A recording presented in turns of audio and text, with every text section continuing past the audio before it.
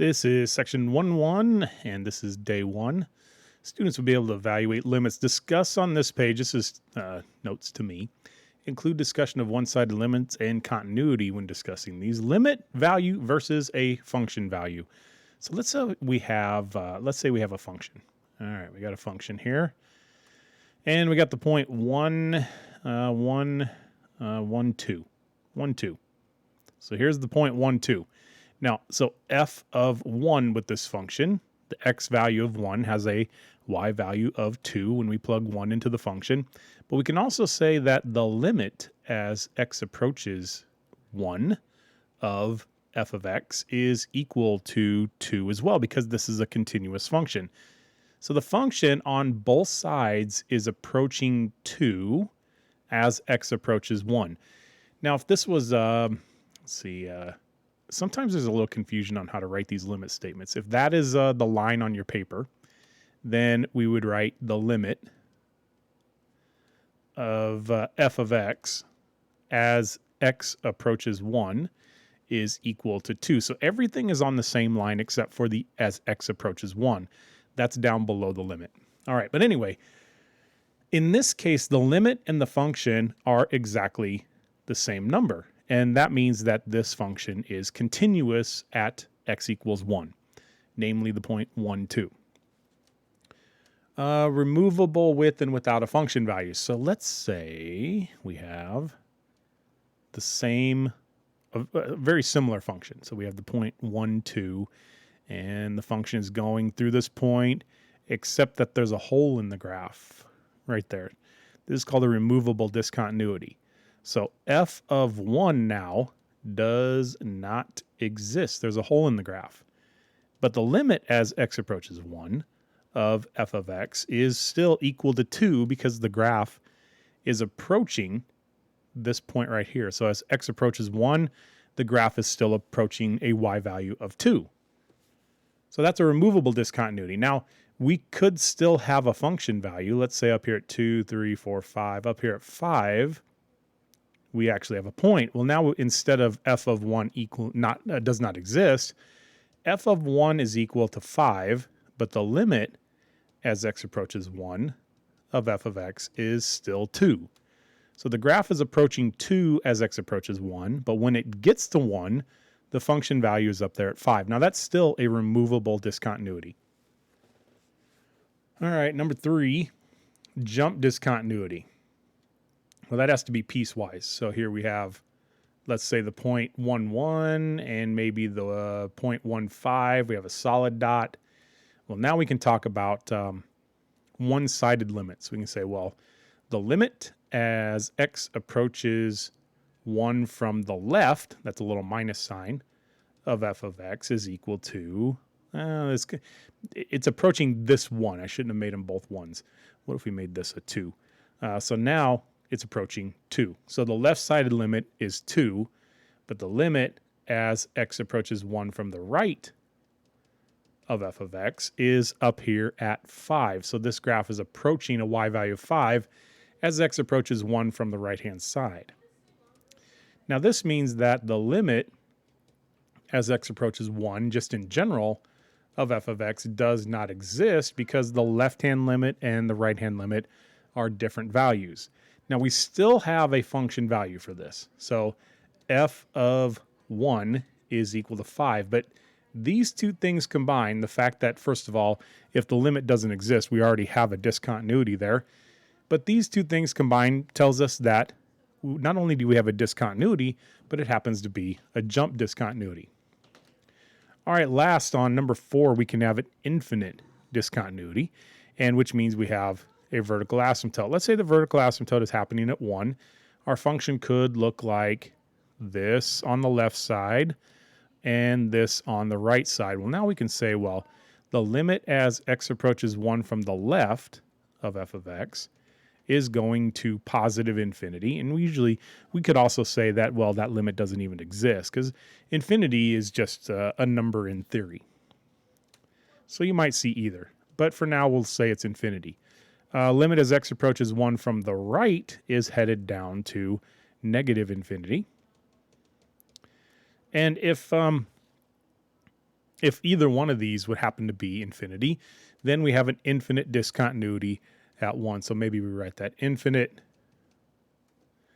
discontinuity for this one. This one was a jump discontinuity, and these two, this one right here was removable. Removable. All right. Because we need to distinguish between what happens at C and what happens near C, what happens at C is a function value. What happens near C is the limit. The value of the existence of the limit as x approaches C never depends on how the function may or may not be defined at C. So limit doesn't mean what's happening at C. It means what's happening extremely close to C. This is illustrated in figure 1.2. The function f has a limit 2 as x approaches 1, blah, blah, blah. Well, let's take a look. Here, the limit as x approaches 1 is 2, but f of 1 does not exist. So when you get there, there's no function value. Now here, there is a function value. F of 1 is equal to 1, but the limit as x approaches 1 of f of x is equal to 2. That's a removable discontinuity. Now, this is kind of the boring situation where f of 1 is 2, and the limit as x approaches 1 of f of x is also 2. Since these two match each other, that means this function is continuous at the point 1, 2. It's just, they're both the same. All right, example 4, using theorem 2. To evaluate limits, we just usually the first step is just plug in 3 and see if there's any problems. And this is 9 times 2 minus 3, so negative 9. So the limit's negative 9, and we're going to do the same thing here. We're just going to plug 2 and 4 plus 4 plus 4. That's 12 over 4. That's 12 divided by 4. The limit is 3. So if we can plug the value in and there's no problems, that means that function is just nice and continuous there. We can move on. AP really loves this function. And the function is sine of x over x. And maybe we can graph that. Let's see. Let's pull this over here. Let's bring up the calculator. Let's close Steam. Maybe I'll play some games later. All right. So let's take a look at this graph. I'm going to clear this. Let's make sure we're in radians. We're in radians. And y equals, and we're going to do sine of x and divided by x. And let's just graph it the way it is. Oh, yeah, we don't want that. Let's go zoom 6 for now. It's going to be really tiny. Let's go window. Let's make the y value negative 1 to 1. And we'll graph this. Now, the amplitude is getting smaller and smaller and smaller as you go. Now, let's investigate why does the height get smaller and smaller? Well, sine of x is going to have values between negative 1 and 1, but x is going to start to get bigger and bigger and bigger and bigger. So imagine 1 over 5, and then 1 over 10, and then 1 over 1,000 is getting very small. So the limit as x approaches infinity, as the x gets bigger and bigger and bigger, sine is staying relatively the same. It's from negative 1 to 1. So as x gets really big, this is getting really small. The overall value is getting very small. So this is headed to 0 in both directions. It doesn't matter that it's going to be negative infinity. But what happens at 0? Well, when you plug 0 in, you can't have 0 in the denominator. So the graph at 0 is up here at 1, but there's a hole in the graph. When you graph these, you really can't see the holes in the graph. So this is up here at the point, we have the point 0,1. That is a hole in the graph. So the limit as x approaches 0, sine of x over x is equal to 1. Using the product property. So how are we going to use that? Well, we know that the limit as x approaches 0 of sine of x over x is equal to 1. So let's try to get this to be sine of x over x in it somewhere. Well, we know that the tangent is sine over cosine. So limit as x approaches 0 of sine of x over cosine of x, and then over x. So we have the big fraction, the little fraction on top. We can multiply the top and bottom by cosine. We get limit as x approaches 0 of sine of x over x, but then there's a cosine of x in the denominator because these cosines are going to cancel each other. Well, now we can split limits over multiplication. We can make this the limit as x approaches 0 of sine of x over x times the limit as x approaches 0 of, if we take this piece right here, then what's left is 1 over cosine of x. So now we have this piece right here we know is 1. So 1 times. Remember now, to evaluate limits, what we can do is we can plug the value in and see if there's a problem. If there's no problem, that's just continuous there. So now the cosine of 0 is 1. So when we plug 0 in there, we get 1, and cosine of 0 is 1. So 1 times 1, and the final answer for this one is 1, even though in the original we can't plug 0 in the denominator. Exploring a non-existent limit. Use a graph to explore whether this limit here exists. All right, so let's take a look at the function. We got x to the third minus 1 and divide by x minus 2. Now when we graph this, remember we're looking at where x is 2. And where x is 2, we have a vertical asymptote. Now with this window, we can't see the other side. Zoom 6. Here we go, the standard window. Let's see if we can see it. We can see the bottom one, but let's see where we're at with calculate a value. How about really close to 2, 2.01, but on the right side. We can see the left side. But the right side, we're way up there at 712. Holy cow, that's way up there. So the limit on the left side is going down to negative infinity, and the limit on the right side is going up to positive infinity. Now, we can factor this limit as x approaches 2 and x minus 1, x squared plus x plus 1. That's the difference of 2 cubes, and then we have x minus 2. Well, even in the factored form, we can't cancel this out. If you can cancel it out, there's a hole in the graph. If you can't cancel it out, that's an infinite discontinuity. So this limit just does not exist. Now, if we were looking at left and right-hand limits, we could talk about it going to negative infinity or positive infinity. All right, the greatest integer function. If you take the greatest integer function of, let's say, 3.2, it's the greatest integer not bigger than this value. So this is 3. Now, you got to be a little careful with this because the greatest integer of negative 4.2 is not negative 4. Negative 4 would be bigger than this value. The greatest integer of negative 4.2 is actually negative 5, so you have to be a little careful. The greatest integer function f of x equals int x has different right-hand and left-hand limits at each integer.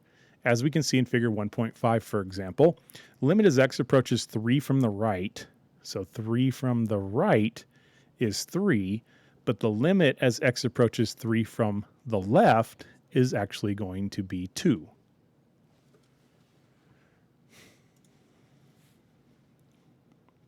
Here is a piecewise function, and they give you the equation for it. We're going to explore right and left-hand limits in example 8. At x equals 0, so limit as x approaches 0 from the right. 0 from the right is up here at 1. Limit as x approaches 1 from the left is headed down here to 0. Limit as x approaches 1 from the right is 1. Limit as x approaches 2 from the left. 2 from the left is 1. 2 from the right is 1. Now, don't let this throw you off. This is only a function value. It has nothing to do with the limit. So the limit as x approaches 2 from the right, that's 1 also. So the limit at 2 is 1, not 2. This is a function value. So f of 2 is equal to 2, but the limit is 1. The function is headed to 1. The limit as x approaches 3 from the left and 3 from the right is up here at 2. And f of 3 is also 2, which tells us the fact that we can that the left and the right-hand limits are equal and the function value is the same. That means this function is continuous at at x equals 3. At x equals 4, limit as x approaches 4 from the left is 1. And we don't know what the limit is as x approaches 4 from the right because this function doesn't have anything to the right of 4, so we don't know what it is. They won't even ask you because we can't answer it. We don't know. Determine the limit by substitution. Well, what if we plug negative 4 in here? We'll get negative 1 to the 2019. Well, negative 1 to the 1 is negative 1. Negative 1 squared is 1. Negative 1 to the third is negative 1. Negative 1 to the fourth is 1. So that means if this power is odd, then the answer is negative 1. Plugging 2 in, we get 4 plus 10 plus 6 over 4. That's 20 over 4. So this answer is 5. Remember, the first thing you should try when evaluating a limit is just plug in the value and see if it works. So the limit as x approaches 1/2. What's the biggest integer that is not bigger than 1/2? And that answer is 0. And then this is just the square root of 5. Explain why you cannot use substitution to determine the limit. Find the limit if it exists. Well, 0, denominator can't be 0. Denominator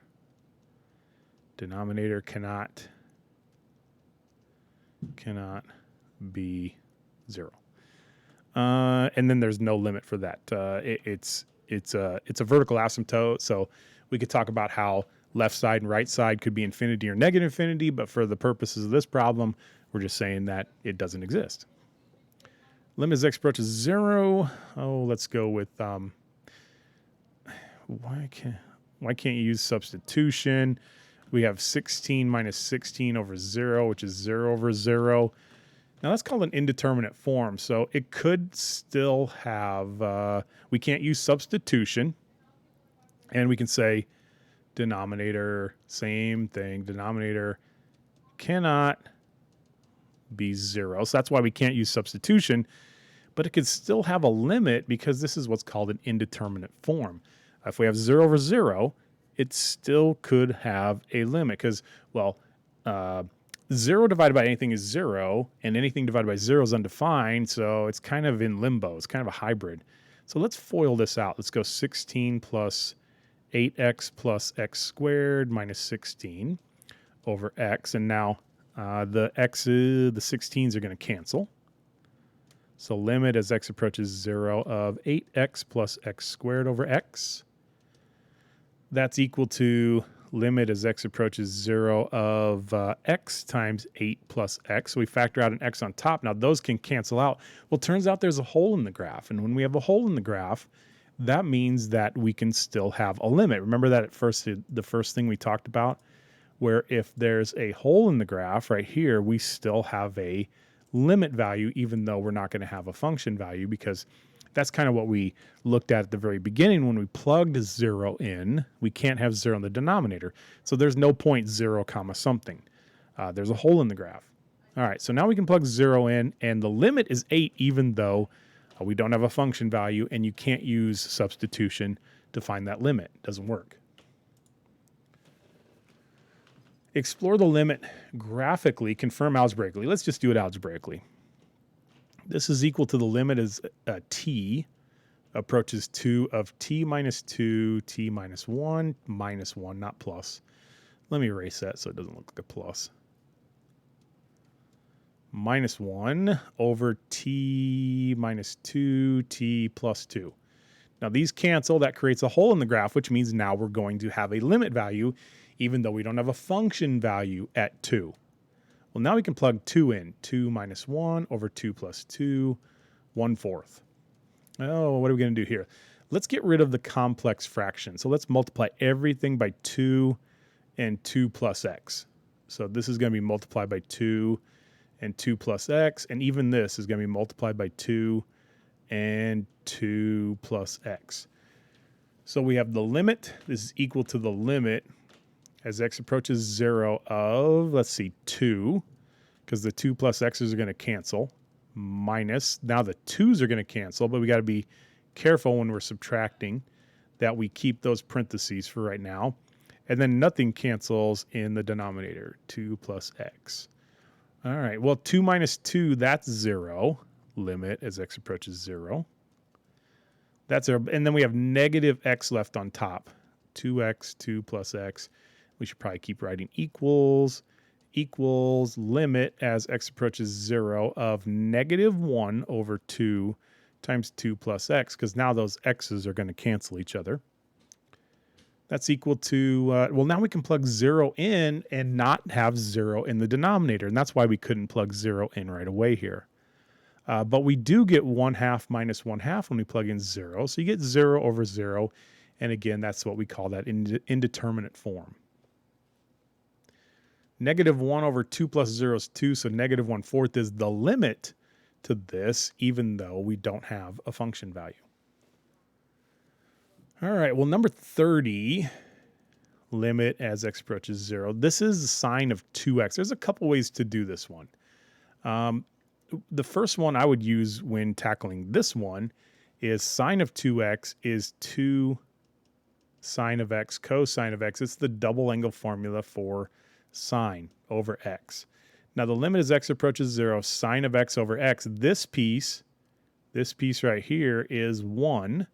So we have 2 times 1, and then the cosine of 0 is 1. So the answer is 2. Now there's one other way to do this.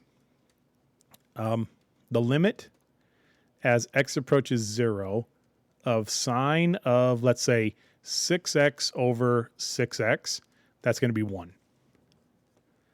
As long as these two are the same, the coefficient of x up here, coefficient of x up there, as long as they're the same, then the limit is going to be 1. So now we can take this original one. Let's take the original problem. We're going to do the limit as x approaches 0, and we're going to multiply the top and bottom by 2. So we have 2 sine of 2x over 2x. And this piece right here, because the coefficients are the same, is 1. So we end up with 2 times 1, and we end up with the same answer of 2. Number 32, I'm going to use common denominator. Limit as x approaches 0, and we have. Oh, I don't need the parentheses. I was kind of looking at 34 when I wrote the parenthesis there. So I can do x over x plus limit as x approaches 0 of sine of x over x, and that's just using the fact that I'm going to take this and use it as the common denominator. Well, x over x is 1. So the limit of a constant is just that constant. The limit as x approaches 0 of 1 is just 1. And we know, we've been asked to know this one is 1. So this answer is also 2. I'm kind of running out of room here. Let me start with a different color. Limit as x approaches 5. Now if we plug 5 in, all of these would give us 0 over 0 if we just plug the value in. And 5 to the third is 125. So 125 minus 125, that's 0. And 5 minus 5 is certainly 0. So just by plugging the value in, we get 0 over 0. Well, the top factors into x minus 5. X squared plus 5x plus 25. And now that is over x minus 5. Well, what do we have? We have a hole in the graph. So the limit still exists even though we can't plug 5 in. Even though there's no point there for x equals 5, there's going to be a limit value. Now when we plug 5 into what's left over, we get 25 plus 25 plus 25. 25 plus 25 plus 25, and that is 75. In exercise 35 and 36, use a graph to explore whether the limit exists at 2. So we're going to ask to use a graph, so let's do that, I suppose. Even though I know that it's going to be no, because the factor would, the x minus 2 and the x plus 2, there's no way for that to cancel out. So there's going to be vertical asymptotes here. But let's continue with the graph, and we'll kind of discover that using the graph. Let's go zoom 6. Whoops.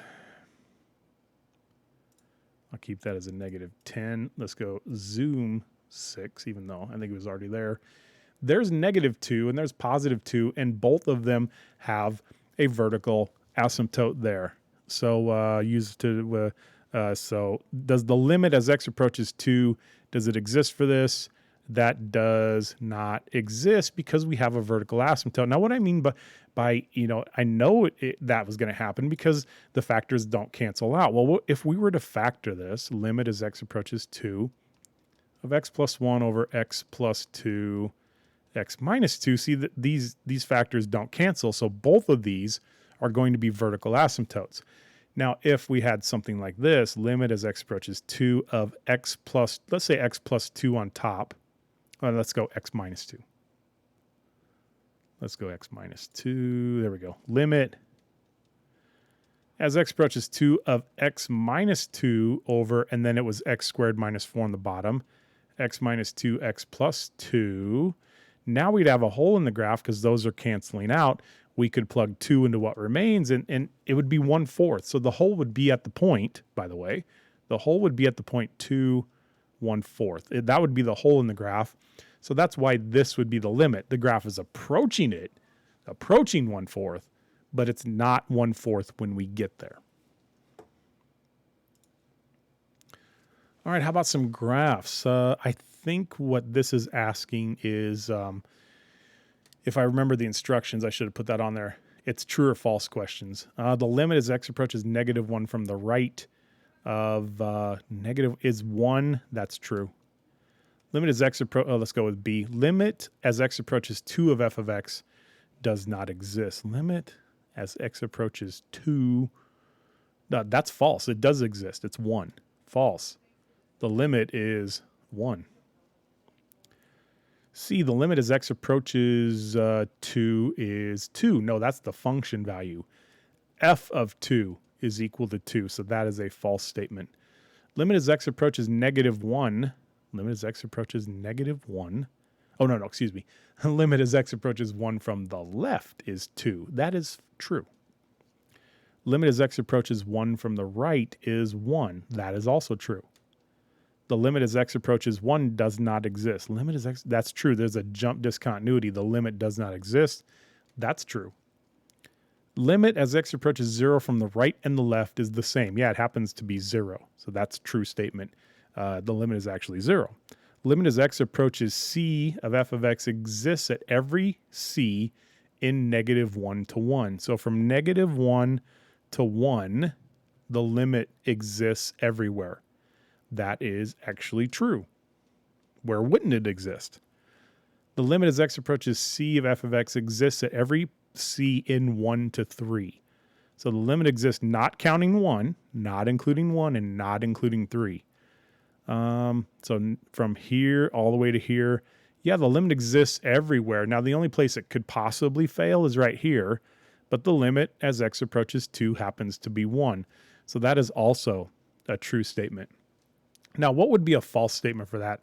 The limit as x approaches c of f of x exists at every c in 0 to 2. That would be false because the limit would fail right here at this jump discontinuity. 46, limit as t approaches -4 from the left. 1, 2, 3, 4, 5. Looks like 5 to me. Limit as x approaches as t approaches -4 from the right. Looks like 2. This now does not exist. What is g of -4? It happens to be 2. In exercises 57 to 60, complete parts A, B, and C for the piecewise function. Draw the graph of f. All right. For x less than 2, let's plug in 2. We get the point 2, 1. So 2, 1. 1, 2, 1. So I have this point right here. This is a line with a slope of -1. So up 1, left 1. So there's a slope of -1, and this is the line to the left of 2. Oh, and it doesn't say equal to, so I need to draw this as an open dot, not a closed dot. So there's no function value so far there. The function value is at 2. So when x is 2, the y is 2. And then for this one, let's plug 2 in, and we get the point 2, 1 again, but on the right side of the 2, the slope is 1/2. So up 1 and over 2. So like that there. B, determine the limit as x approaches c from the right. So B, part B. The limit as x approaches 2 from the right of f of x is equal to 1.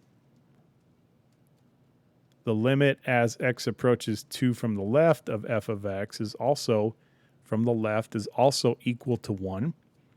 Writing to learn, does the limit as x approaches c of f of x? If so, what is it? If not, explain. So C does limit, so yes. How do we know that? The right and left hand limits are equal.